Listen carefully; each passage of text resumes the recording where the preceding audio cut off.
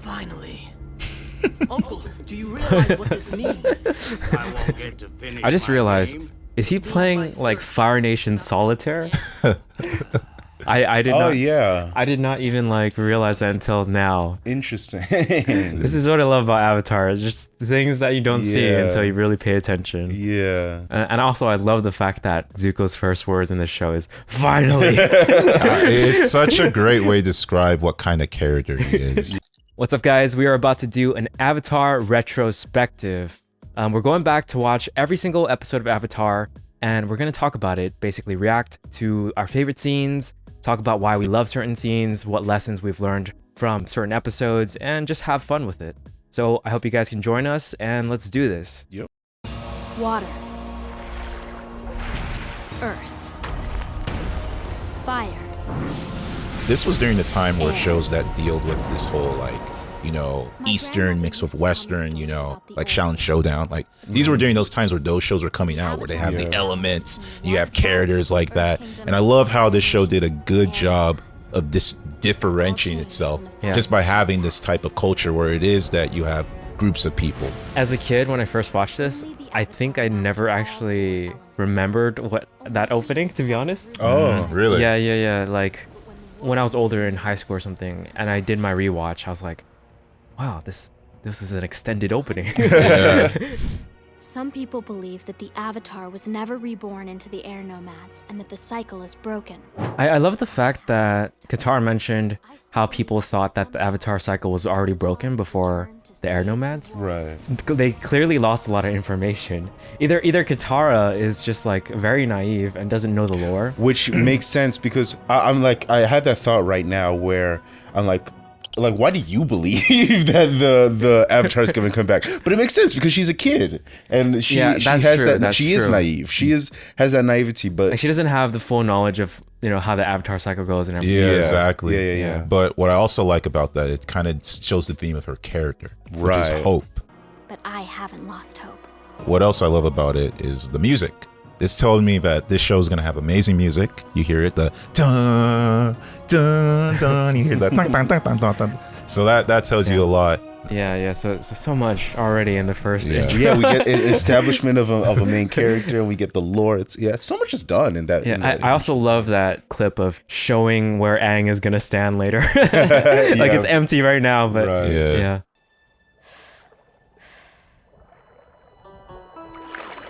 Sokka, look!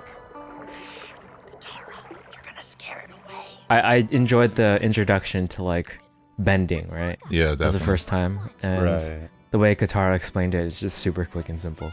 Yeah, and the whole thing of Sokka not necessarily being he was more annoyed than like shocked or surprised at her. But it's also like foreshadowing of like how their entire tribe doesn't have any waterbenders because they were all taken away. Yeah. Leave it to a girl to screw things up. You are the most sexist, immature, nut-brained... Okay. I'm not gonna lie. After rewatching this multiple times, I can understand Katara's frustration, but I do feel like it's a little bit too much exposition kind of thing where it's like, and I get that she's angry, but it's like it comes off a little bit too quick in my eyes. Like I feel like there could have been more of a build up towards it. That's how I feel. I think it's more goes back to how she's a child. Like it's like one of those childish outbursts. It almost. could be, but I just feel like, I guess, and this just goes back to because the running time for the show, because it's a 19-minute, 22-minute. I kind of feel like we jump from like, you know, him being annoyed at bending to this part where she's like, well, you're a sexist, blah, blah, blah, blah, blah, blah, which I know he said was something that was very triggering.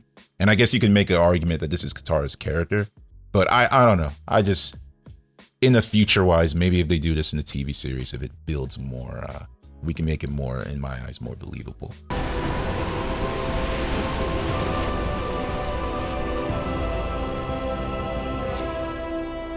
The luck that they needed for that.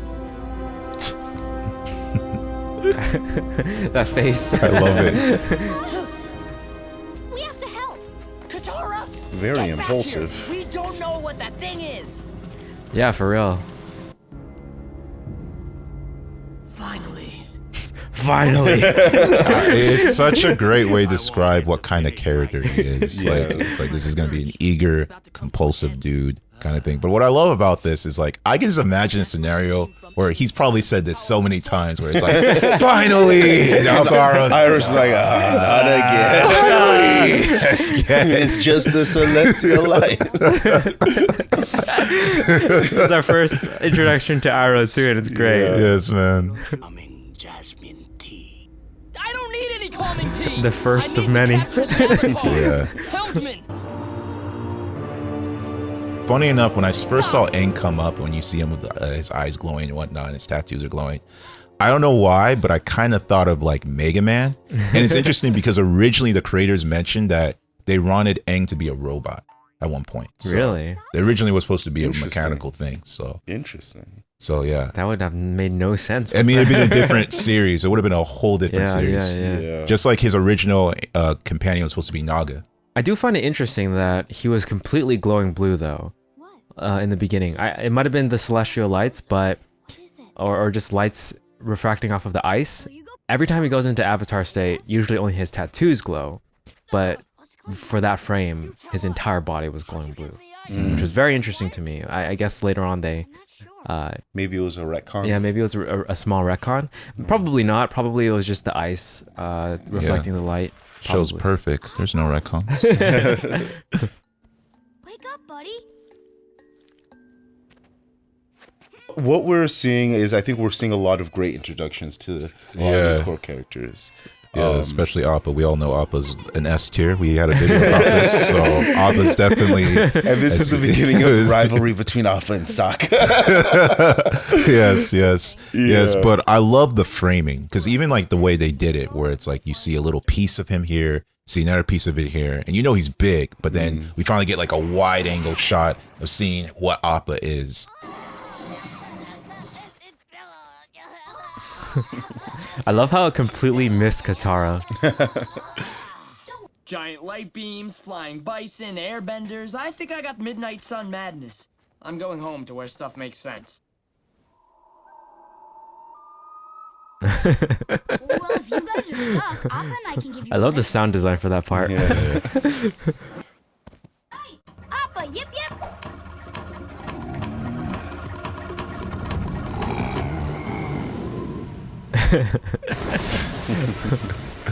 Why are you smiling at me like that? Oh, I was smiling.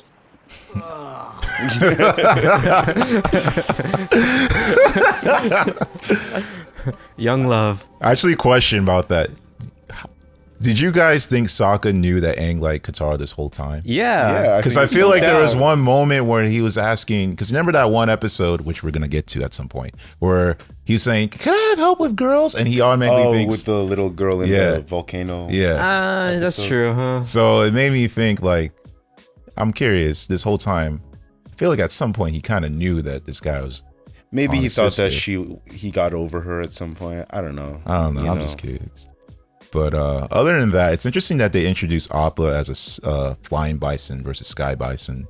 I guess I was wondering, you're being an airbender and all, if you had any idea what happened to the Avatar. No. I didn't know him. I mean, I knew people that knew him, but I didn't. Sorry. Okay, just curious. Good night. Sleep tight. Too bad, Aang. We know the title of the show.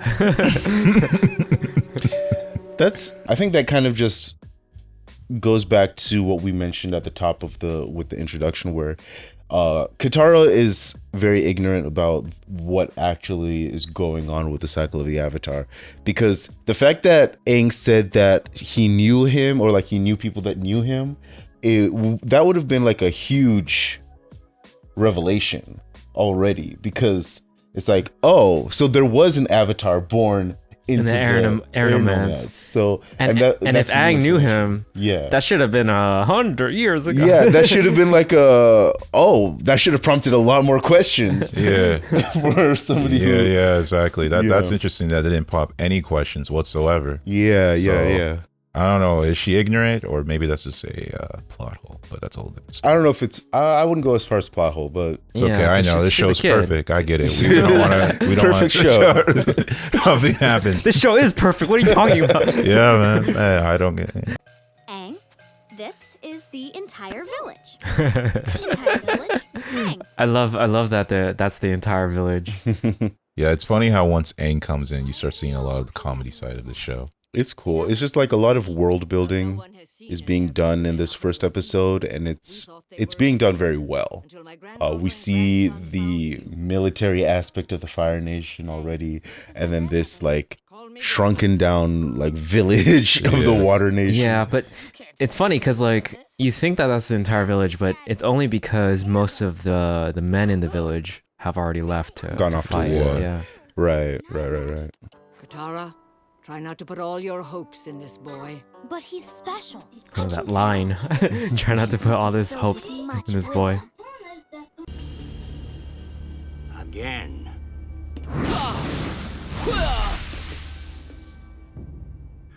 I find it interesting how in the beginning of the series, Zuko was still at the basic set of firebending, basically. So he's never sort of gone past that. It shows a lot of growth throughout the series, I think. Right. I remember like the first time watching this, I'm like, oh, this is so cool. I don't want to. Yeah, those were sick moves though. Yeah, Like, they were great. I don't want to like bring up bad stuff, but it reminds me of like, it makes me think, the people who made the movie just didn't watch this show. Oh yeah. It's like, Yeah. I don't know why you would remove that whole aspect of what firebending is by, they need fire to firebend. It's like, no, like there's an actual world that is being built that's already been established.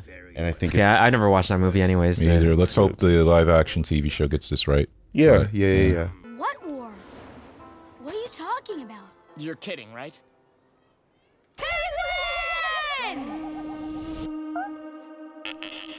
I love how they kind of just like constantly drop these bombs about what's going on in the whole world. And Aang is just so oblivious to everything because they mentioned earlier how the airbenders are extinct, and he was like, "There, what?" But he kind of just like brushed over it. And then now with the whole there's a war going on, he's like, "What war?" And then he gets distracted again. Did Yatsu mention that like things were stirring up? Yeah, they mentioned things were stirring up, but they didn't mention there was a war or anything like that. They just knew that something was going to happen. Like that was the whole point during the storm. I see. Okay. So So Aang didn't even have a clue that something like a war was coming. no, they just knew. They just felt like, I don't know what it was, like the Jedi Council. We feel there's going to be trouble coming soon. Disturbance. Yes, there's a disturbance. Aang's like, I don't want to be in this disturbance. I'm leaving.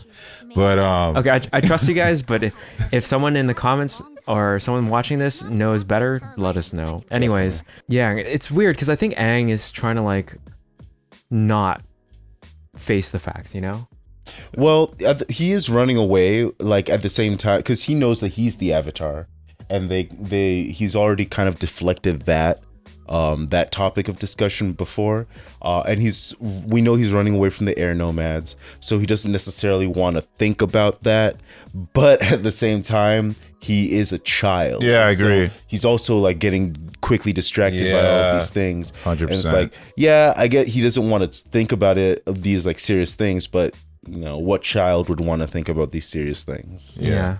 But we haven't had contact with our sister tribe in a long time. It's not exactly turn right at the second glacier. We're on the other side. If you know where the spirit portals are.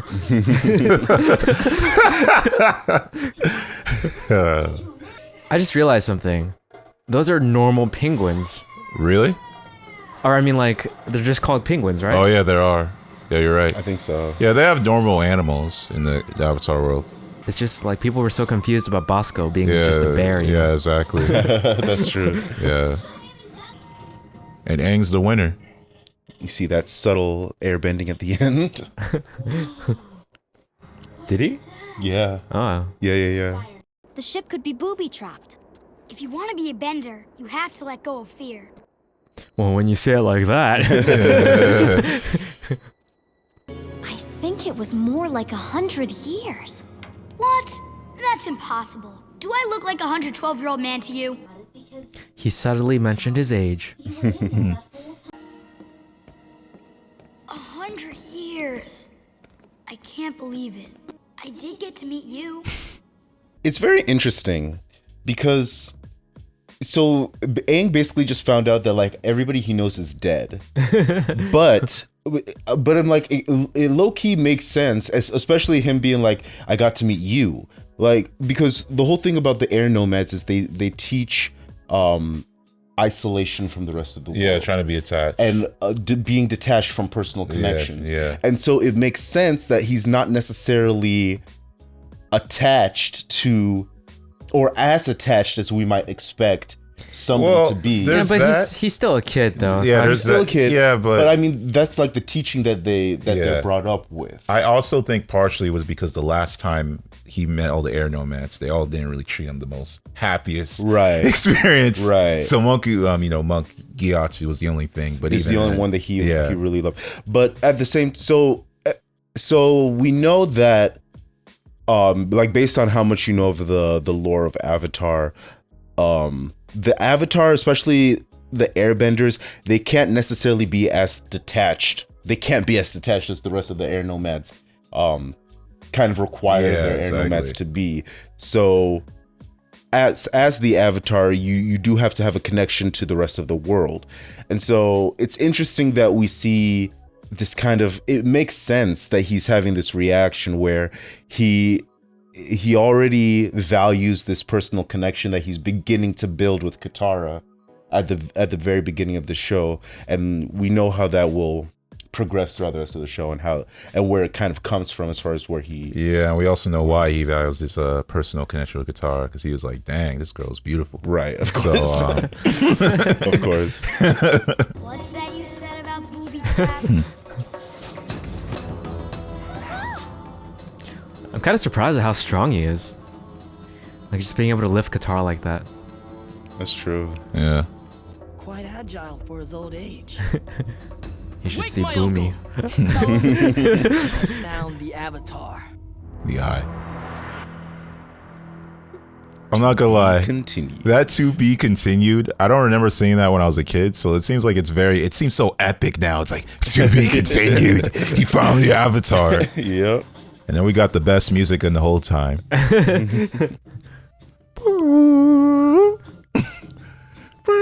I love how, I don't know why, but I never really paid attention to this end credit music until the dragon episode, the dragon dance episode. Oh, wow. Because they use this same one. Yeah, exactly. So now I associate it with that episode all the time. Exactly. Yeah. Sweet. So any final thoughts on this episode? Just to wrap it up a little bit, the episode did a great job in establishing the world, establishing the key characters that we are gonna be following throughout the rest of the series. Having this retrospective look at it, we know where these characters end up, and it makes sense given where they begin. It's not like there's some shows where the characters start out one way, but then by the end of the show it's like completely different and it makes no sense. But with this, we see that there was a plan and it makes sense. And even though we weren't in the writers' room when this was being made, but I was at the writers' room. But but it's cool to see that, like, hey, this is the beginning of these characters, and we know where they're gonna end up, and we're along for the ride, and it's gonna make sense. And the world that's being built around them, it's very consistent with what we see at the end of the show. Yeah, we establish a lot of characters. Like, we introduce a lot of characters, and we establish a lot of their personality traits, like Arrow being serious but also chill at times, mostly chill and funny. Zuko being just this hothead that wants to capture the Avatar, very narrow-minded and focused on his goal. And then Aang realizing that he's been trapped in the iceberg for 100 years, and Sokka is a sarcastic dude who has high aspirations, but he's not in the position that he probably wants to be, where we know that he's like, he takes his job seriously, but nobody else around him takes him seriously. Yeah. So One thing that's very interesting about the show, because the people who are considered the wise, quote unquote, I guess it's called wisecracking for the reason, keyword being cracking, is Aang and Iroh, right? Mm-hmm. And it's funny how like one of the, I guess the themes you can argue is like, don't really stress about things going on, just have fun, just chill, enjoy your life. You know, you only got it, and you know, there's again, fear is gonna hold you back. Don't let fear hold you back. So those are something that you hear a lot and played a lot in this episode for sure. Yeah, what I find very interesting about this episode, it gave us a lot in one episode, like more than I remembered from before, actually. Not only that, but I got some like anime protagonist energy from Aang at some point. Oh yeah, just his like his fast running and his abilities. Yeah, but also thinking about it now, Katara feels more like the character in anime that sort of like does a little observation, but is also a protagonist at the same time.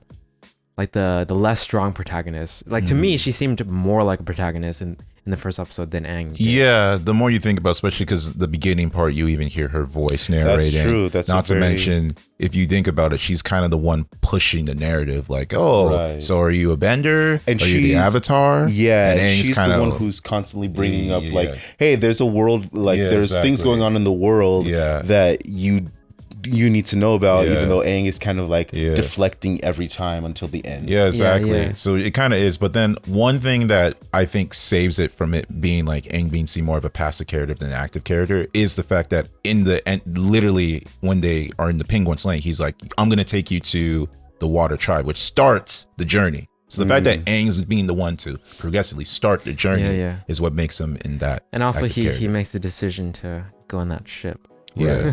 So...